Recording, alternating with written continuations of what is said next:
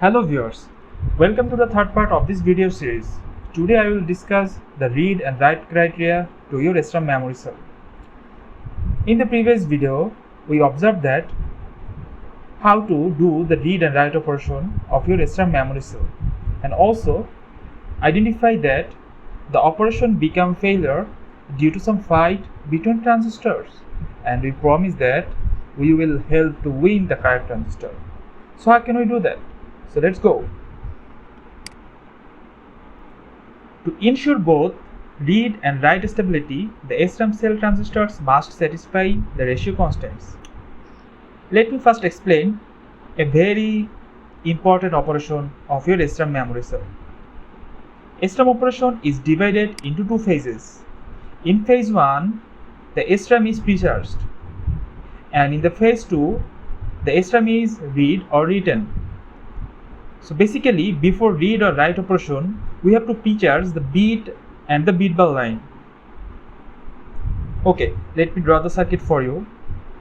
So here is our SRAM memory cell. So before read or write operation, we have to pre-charge the bit and bit bar, and depending on the write operation, we may need to connect to the ground any of this bit or bit bar. So how can we pre-charge the bit and bit bar line? Okay, we will draw a pre-charge circuit.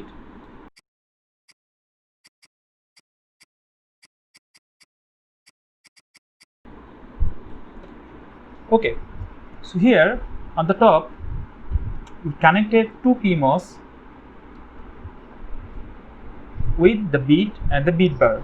So here, when the pre is 0, it will drive the VDD to the bit and bit bar lines, right? And when the P is on, it will close these two PMOS. Okay, let me give name the PMOS. Let's say this is P3 and this one is P4. Okay, so now before the read and write operation, we have to keep the pre-charge to 0. So at the beginning of the phase 1, you can see in this duration the bit and bit line will be pre-charged, and during the rising edge of the phi 2, when the read or write operation will begin, the pre-charge circuit will be turned off and the data will be stable at the bit and the bit bar line. Okay, so now let me tell you why you need stability. Let's say you are using a 3 to 8 row decoder. You can see the simulation waveform here, and the word line switches due to the different value for decoder inputs.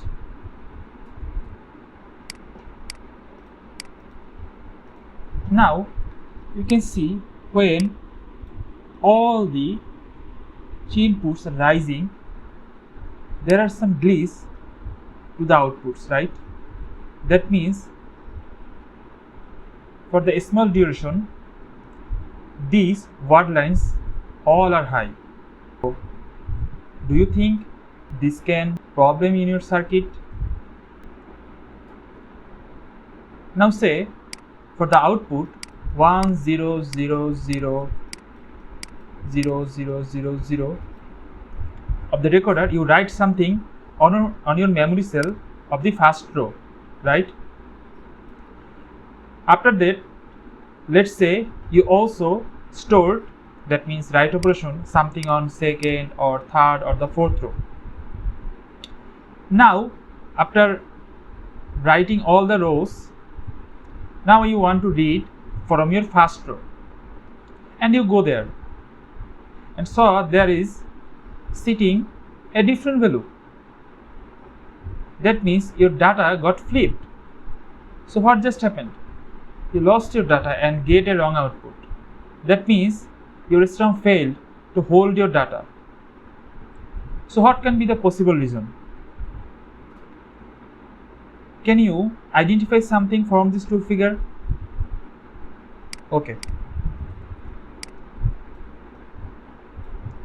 Here, this is the real-time simulation waveform from the SRAM memory cell from the cadence. So you can see here is the word line of row 1 and here is the word line of row 2. And this is the output of the Q node. So your data need to be stable during this period, right? So in this case, for the word line of row 1, you can see your data is stable. But what happened in the row 2? You can see there is a large peak on the word line. That means for some time your word lines get raised during the other operations. So that caused your output changed. So that means whatever you stored, you just now get the wrong data. So why this happened? You can clearly see if I zoom.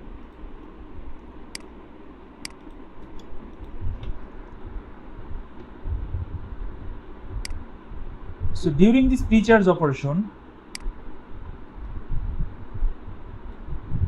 right?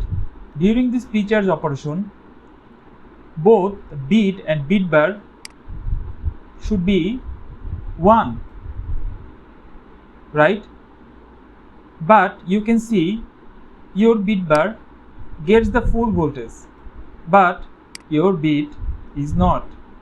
So it somehow falls below the 0.2 or 3 volt. That means it causes to escape your data from the bit path.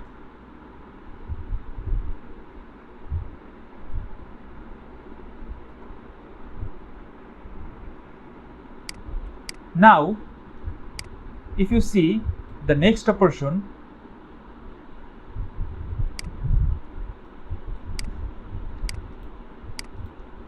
now you can see in your pre-charge circuit, when the pre is 0, the both bit and the bit bar is close to the 1 volt. That means both are perfectly pre-charged, and you can see in this time there is a high peak on your word line, but your data didn't get flipped. You can see this is from the data. The relation to the data input and the output is actually reversed. So when the word line raised high, you can say here the data is 1, so you will get the output 0, right? And in this moment your data again got 0, so you will get 1 until the next word line raised. So now you can understand how to hold your data. So to hold your data perfectly, you need to design your circuit, pre-charge circuit, such a way so that the bit and bit bar remain high.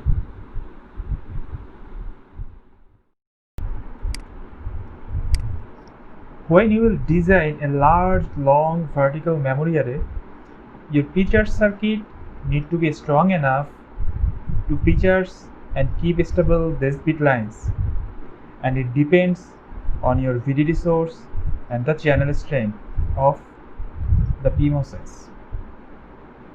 So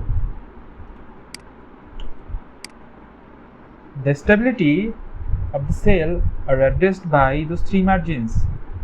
They are hold, read, and the write margin. We already get an idea for the whole margin. So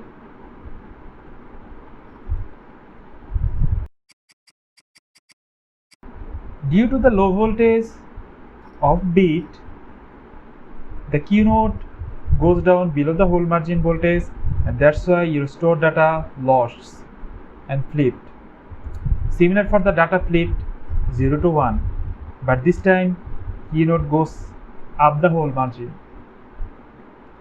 This situation only arises when the multiple word lines raised for a very little amount of time. Okay, now let's talk about the read and the write margin.